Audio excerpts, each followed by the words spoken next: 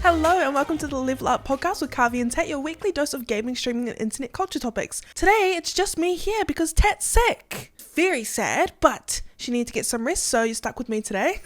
If you're watching the YouTube video, you can see we're in our cozy era today because we're actually going to be talking about something that not enough people talk about, especially in the gaming industry, and that will be mental health. I asked on my Instagram what questions you guys had about mental health, and I'll be answering these based on my own experiences. Just before we get started, I do need to preface that I'm not a professional in any way, but I wanted to shed some light onto this topic a bit more, especially for all my gamers out there and all my internet junkies out there. So let's get started. Our first question is, how do I focus on what I want to do in life? My head is killing me.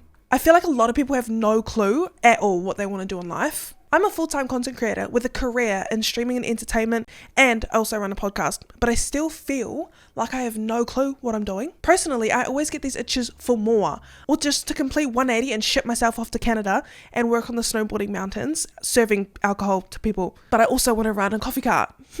But I also want to start coding. But I also want to travel the world.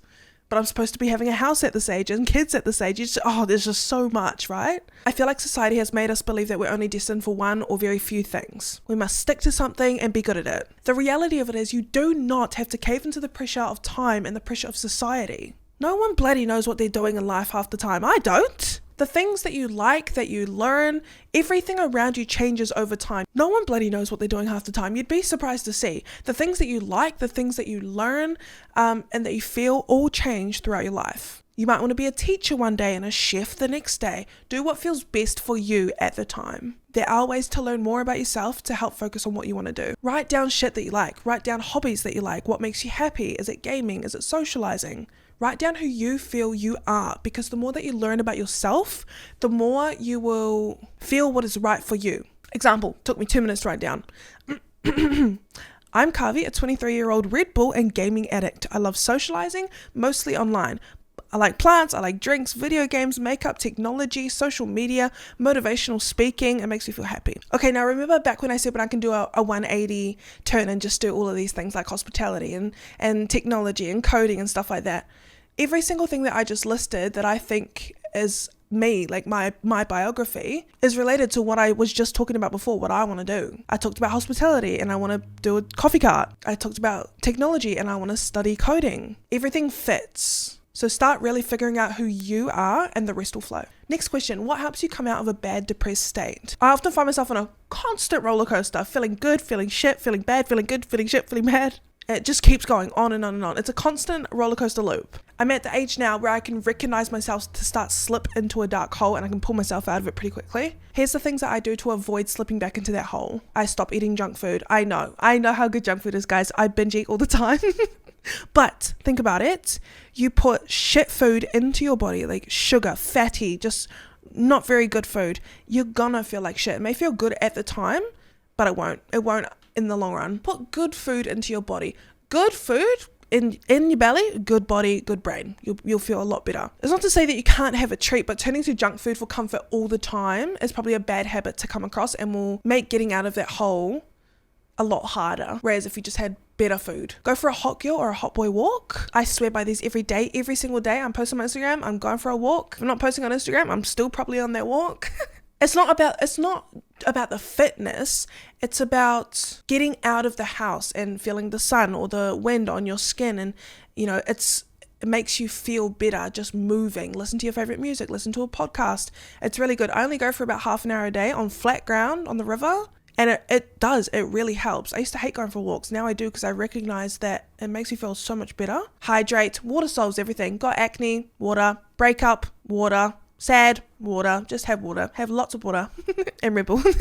Have time off social media as well. It's really hard, I know, because you just want to scroll on TikTok. I end up doom scrolling for hours sometimes, but then I end up procrastinating and then I feel like I've wasted my day and then I'll feel guilty about it. Instead, what I've started to make a regular schedule is don't wake up and go on your phone straight away. Well, I try not to, maybe like 20 minutes maximum, just to see if there's anything really important to get through.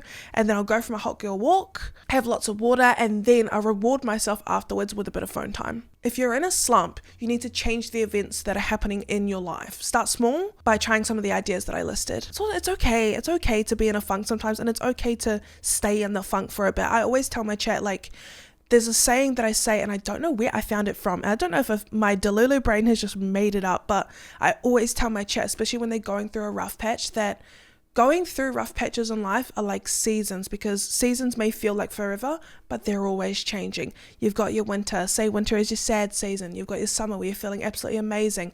Just like a roller coaster, seasons are always changing. And just because you feel like you're in a funk right now doesn't mean that you can't get out of it. Everybody gets out of it. I have funks all the time. I'm in my dark holes sometimes, more than you would think. That just goes to show you can definitely get out of it, and you can feel so much better once you're out. Just go for your walks. Go for your hot girl, hot boy walks. All right, next question is, do you have any tips for people with body dysmorphia? So I used to struggle a little bit with some types of body dysmorphia. Being on social media, where I started to gain a following a couple of years back, and having hundreds of thousands of eyes and opinions constantly on me, on my weight, on my body, on my appearance, on their thoughts on me, it was hard. It made me feel even more insecure about my teeth, my acne, even my femininity, my double chin. The root cause for this body dysmorphia that I had was I listened so much to society that I started to become extremely stressed and sad about what I look like according to society, according to social standards, according to people who I didn't even know that lived on the other side of the world. You need to find the root cause of why you feel this way. Did someone hate on you? Did a video of a strong man at the gym or a beautiful woman on the beach taint your thoughts of how you perceive yourself? Did someone tell you that you weren't pretty enough, weren't strong enough, weren't masculine enough to look this way or act this way? Every single person on earth is their own person, their own beauty, their own uniqueness. And they only have you guys only have one life. Everyone is beautiful in their own way. Think of it like social media wise. If you grew up with no thought or use of social media or internet access, you had a great family, great people surrounding you, how would you feel? Would you still feel that body dysmorphia? Look, I don't know too much about the science behind body dysmorphia, but me personally, if I didn't grow up around internet or social media, I feel like I would definitely have loved myself a whole lot more and a whole lot easier compared to how we are today with social media and internet access, constant comparisons. It's really hard to not compare yourself to other people, but you just think everybody's on their own journey, on their own race, at their own time. Being in social media, like as a 23-year-old, and I see, 15, 16-year-old streamers that have hundreds of thousands of followers and viewers and stuff, it's hard for me not to compare myself and feel guilty almost because I'm older, that I should be, where they're at. But at the end of the day, everyone is on their own path, at their own pace, and it took me a long time to realize that. And it's the same with body dysmorphia. You may feel like you're bigger than other people, but you never know what someone else is going through. They may have put the steps in earlier to work harder on themselves, but it doesn't mean that you can't now. Try not to compare yourself to other people and just realize that everyone is their own person. You have unique features that other people would probably kill for, and everyone is beautiful in their own way, and fuck what everyone else thinks. Period. All right, the next question is, any tips or ideas for people struggling to leave the house or get out of bed? It's hard, eh? It's really hard, especially when you're in that funk that we're just talking about before. Sometimes you think, what's the point? You feel like shit, you feel sluggish, you feel yucky, you feel insecure, maybe you have anxiety about being in social situations, maybe you're going through a breakup, you lost a loved one, you don't see the point in making an effort in life anymore, you don't want to leave the house, you don't want to do your dishes, you don't want to clean up, you just want to wallow in your own comfort bubble of your home or your bed. I know, I get you. Look, I'm going to pull a 180 on you and just tell you something right now that you might not want to hear, but I'm going to lay it on you hard because I love you, but also because I've been through it all. Be grateful. I know that's probably not what you want to hear, but you have to be grateful. I'm grateful that I have a roof over my head. I'm grateful I live in a beautiful town. I'm grateful that I have access to water, electricity, internet access, food. I'm grateful that I have a job. I'm grateful to have this body that gets me to and from. I'm grateful to have the clothes on my back. I'm grateful for my family. Do not take what you have for granted, because there will always, unfortunately, be someone who would be begging to have a life like yours. Life is too short to worry about what other people think of you when you're going out. Fuck them. If you feel self-conscious, have a shower, brush your teeth, brush your hair, put your makeup on if you want. I know I personally do that if I've got shit tons of acne and I'm feeling self-conscious but I've got to leave the house. I'll put my makeup on. Do things that will make you feel more confident when you leave the house. If you have anxiety, ask a family member or a friend to come with you. Take some headphones. Wear comfortable clothes that won't overwhelm you when you feel panicked or hot. Always know that there is a life and a world out there full of colors and beauty and nature and events and good people and fun things to see and do. Appreciate the life that is outside the door more often, and you'll become more confident with leaving the comfort of your own home and your house. It's how to feel like you deserve to be where you are in life. I think a lot of people, myself included, are really hard on themselves. Change your thought patterns. Why do you think you don't deserve to be where you are now? I feel this way. I feel like I shouldn't be where I am because I'm really hard on myself. I feel lazy. I feel like I'm not doing enough. Like I'm not performing good enough. I'm not making enough people happy. I'm not earning enough money.